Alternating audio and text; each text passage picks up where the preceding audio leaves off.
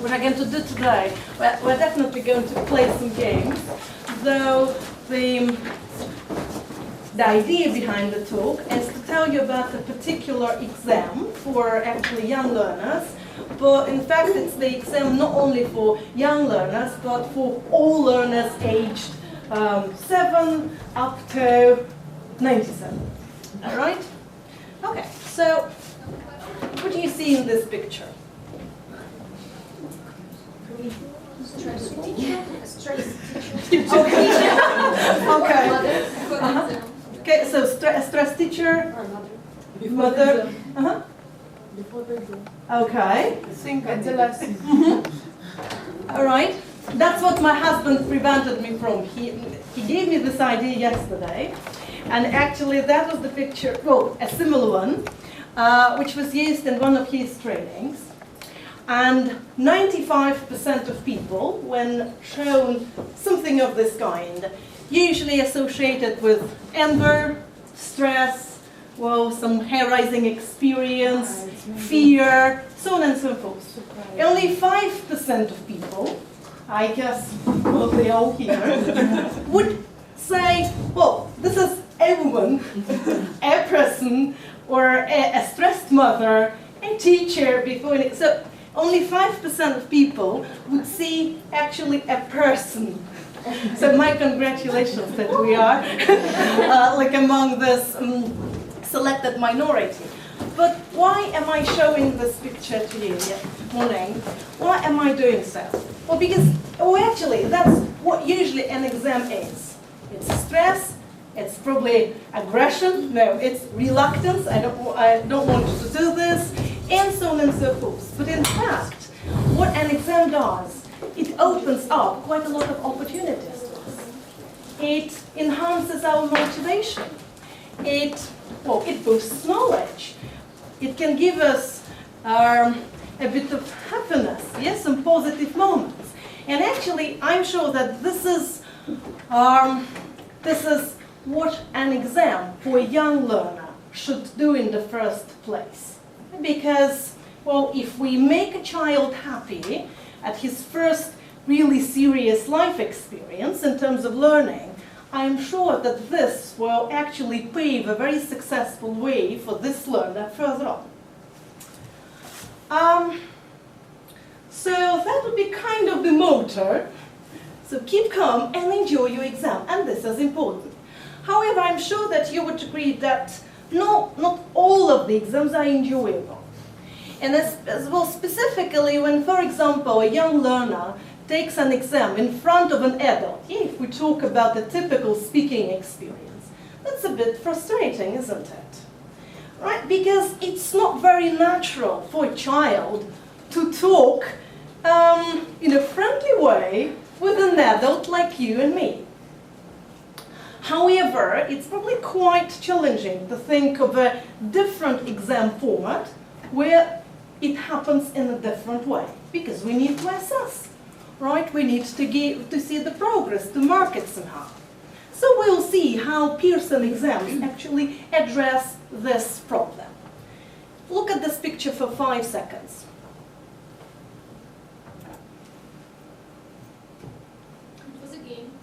All right.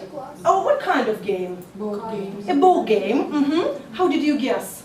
Okay. A dice. Yeah, there was a dice and counters. Good. The master of the game. All right. Yes, the master of the game. There was a person like this. They were in a circle. Okay. Which is again quite positive.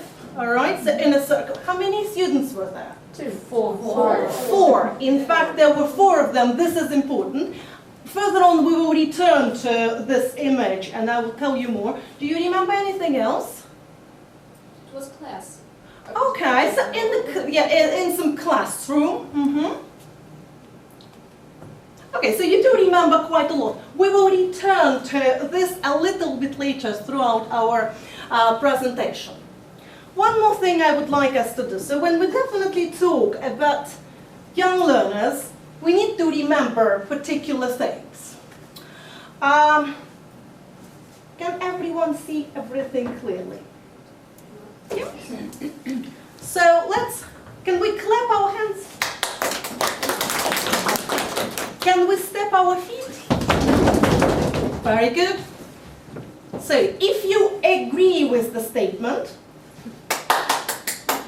if you disagree, you, and if you would like to comment on that, that's going to be great. Okay, number one. So young learners have relatively long attention span. Okay. So what is true? Short.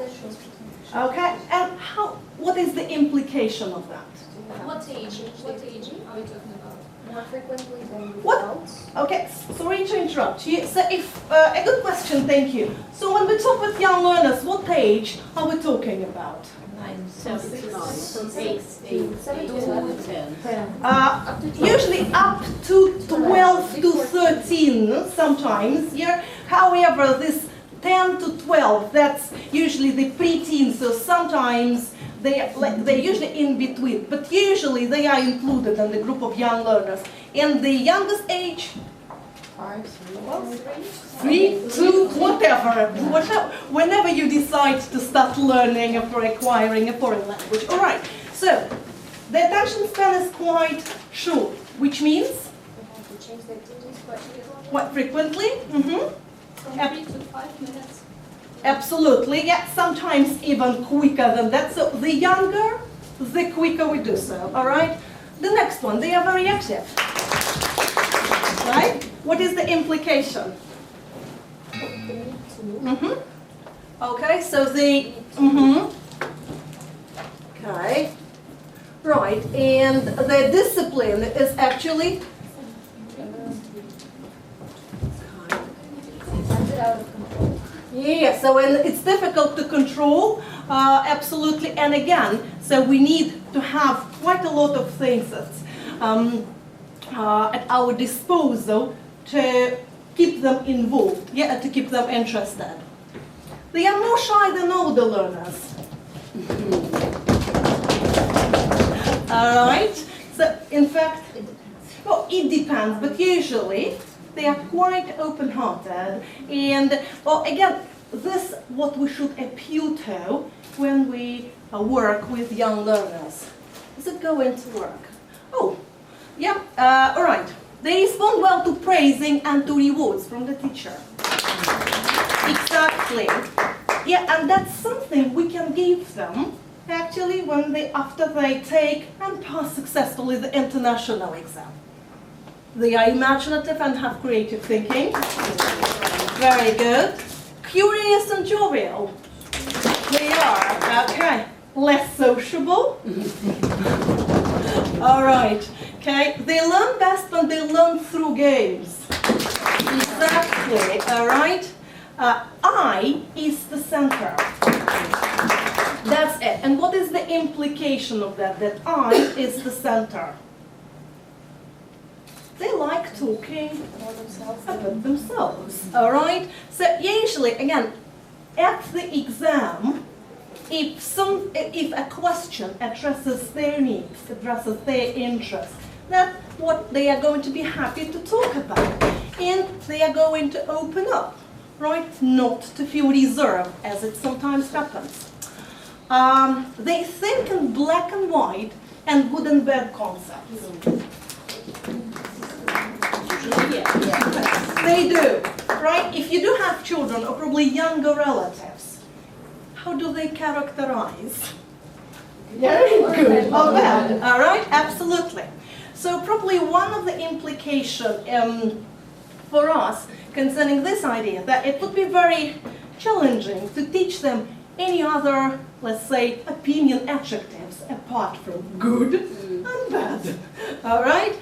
So knowing that, we should remember that, because actually, if we talk about the exams, yeah, and if we talk about assessment, actually, that's what an expert is going to check, the variety of their vocabulary. And they aren't skillful in copying, imitating, and mimicking. Vice versa. Which means, actually, that Well, first, it's nice if we teach them how to copy. And that's important when we take an exam, specifically a Pearson exam. Why? Because actually the whole exam paper is going to be devoted to 2 or 3 topics. So everything which happens in the exam task is going to be around 2 or 3 topics. For example, this is, say, traveling and what can that be? Food? And food. It means that, for example, the first listening might be about going to a restaurant. With whom, you think? With parents, because this is something very clear to them and something they do on a daily basis. Yes, so going to a restaurant. So the second listening can be about, say, buying tickets to, or choosing a summer holiday. Okay? The first reading could also be about ordering food in a cafe. The second reading, say, could be about some, let's say, healthy food. The writing could be about telling your last holiday. You're telling the friend about your last holiday. When they come to the speaking part, very probable that they're going to be questions and tasks connected to a larger extent with traveling and food, if these are the topics. Why is this important to know? Because actually when you do the exam and if you know how to use the resources which you were presented with, you can show your best. You can improve your results. So if you know that the exam is around 2 topics and you can use some of the ideas which you came across in the listening or in the reading part later on in the writing part, you're going to be quite safe. Yeah, and this will improve, and this, let me put it like this might improve your final mark. Okay, I'll hide it for a moment, okay?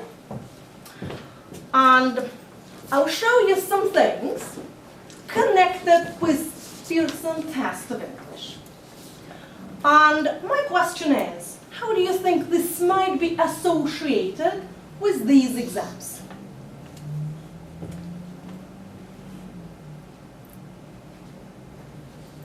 Any ideas? Design the year. Mm-hmm. It used to be the exam from University of London. All right. Very design. Yeah, so the University of London actually designed these tests. And do you know when it was? It was quite long ago, in 1985. And what is important, all the exams appeared as one suit. So they didn't appear like first there was the proficiency exams for older learners, then it was the lowest level of young learners, then something else. No, all the exams, all the suit of London Test of English previously and Pearson Test of English now, they appeared as one suit of exams for learners of a foreign language. Okay, and the exams got rebranded in 2005. All right, so since 2005, they are known to the general public as Pearson Test of English, but they are still developed by the University of London, the London University. And there is one more important thing I would like to pay your attention to. Do you know what important exams are in Great Britain? What exams are kind of life decisive for them? Like our YEGE exams? A-levels, absolutely. There is an examination board which creates and then assesses these A-levels. It is called Edexcel. And this is the same board which assesses Pearson test of English. Okay, so this is quite reliable.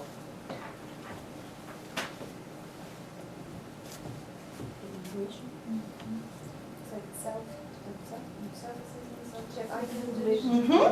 Maybe a workshop, you can do it. So Okay. everybody can Mhm. do it. No Mhm. failures. Hmm? You can't fail the exam. All right, in a way you can't, definitely, right? And it is definitely connected with what I can do, and this is definitely the implication of the exam. Really, when I leave the room, I know, well, I managed to do that. Improve self-confidence. Exactly. Plus, it also means that the exams are compiled with common European framework of reference. So they are there is a perfect compliance with this well-known document. So the exams start like at the starter level, and then they move up to the proficiency level when we start talking, of course, about teenagers and older learners, all right?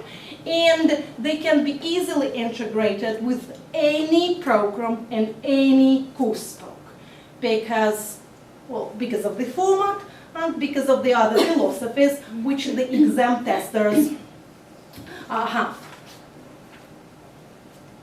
Learning styles. They involve the tasks. What is test?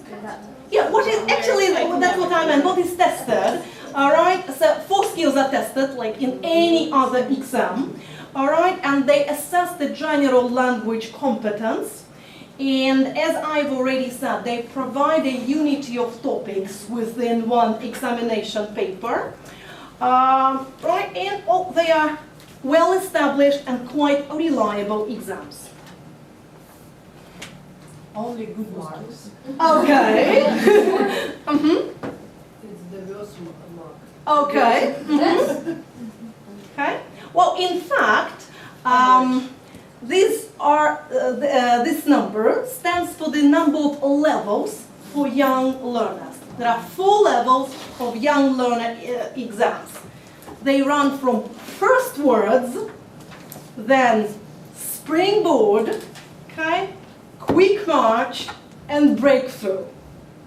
All right, so these are the names of the exams. There are 4 levels for young learners, but technically there are 10 levels all in all. All right, so further on we move to exams for teenagers and adults, and they start from A1 level up to C2. Okay.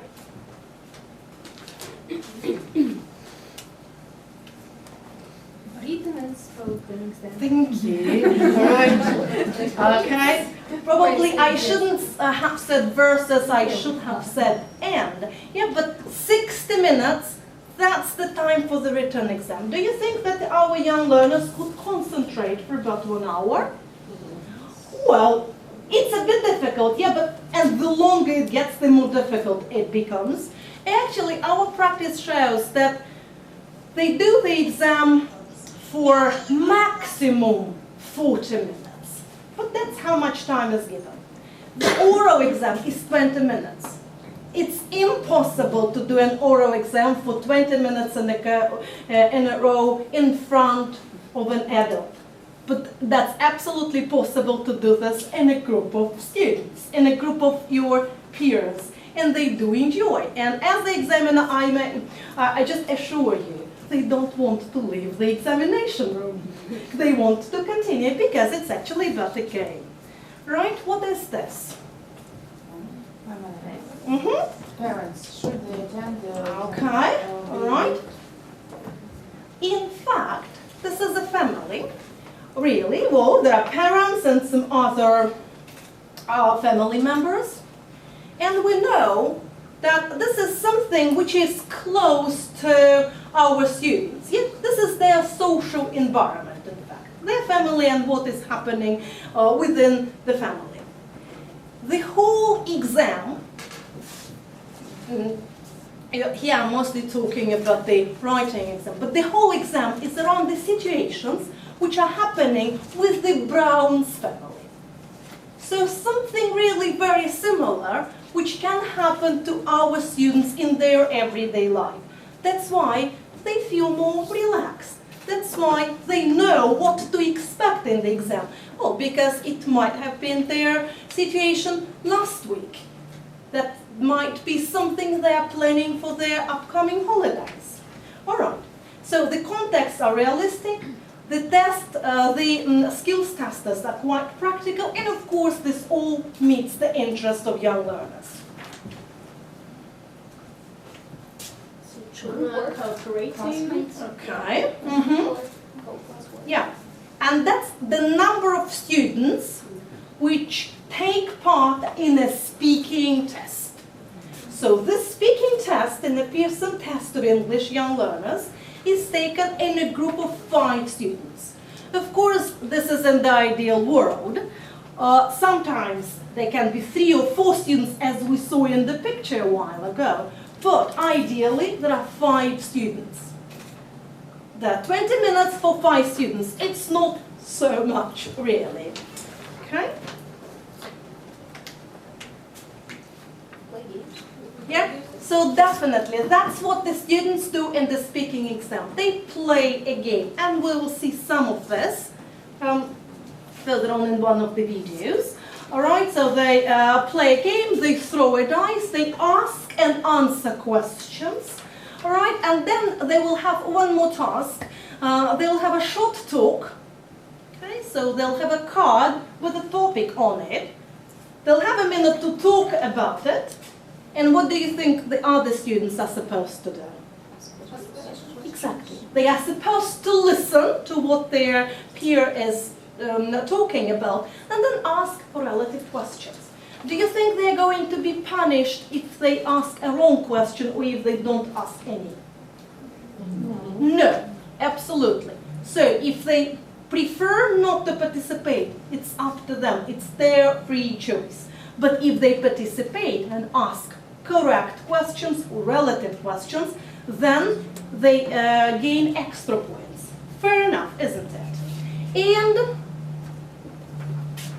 All the students get certificates. well, basically all of them, either the certificate of attendance, because, well, it can happen that they do not show the results as high as it has been expected. Right, but all of them get the certificates. And I want just to pay a little bit of attention to the certificate itself. It's really quite reliable. Why? Because the philosophy of Pearson test developers is that each part of the test, and you can imagine how many parts there are, how many tasks there are. So each task is checked by one separate expert. So listening one expert. Listening two, another expert.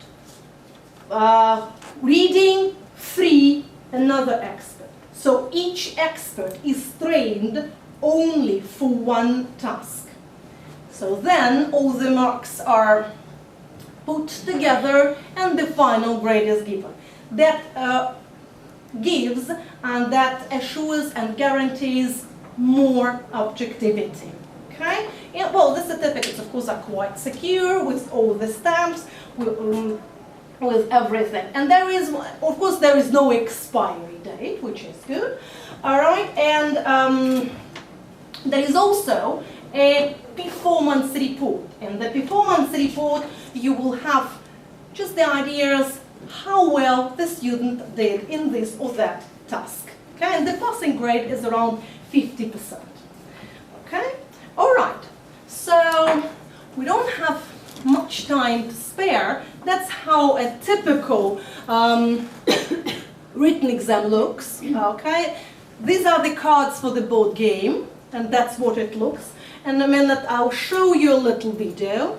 Okay, then there is the short talk.